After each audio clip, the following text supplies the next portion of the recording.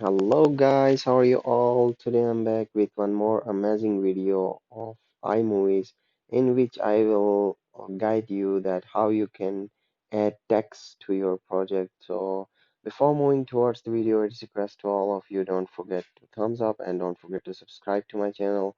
First of all, you need to open iMovie's application and you need to select the desired project. In my case, I want to add text to this video. So after selecting the project, as you can see, I selected this project and now I will tell you how you can add text. So you need to press on this project. After pressing the project, you need to press on text. You can choose the different kind of style of text from here. Let's suppose you can select the prison, okay? You need to press on this text option and you need to write whatever you want. Okay, okay. Okay, now let me check how this text appear on my videos.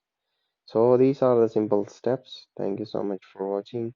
You can also adjust the text and you can select the different kinds of style of text. You need to press this button and you can choose it in different kind of styles, top, bottom, middle, ending, closing. So thank you so much for watching. These are the simple steps you need to follow if you want to add text to your projects using iMovies. Don't forget to thumbs up. Take care. Bye bye. Boom boom.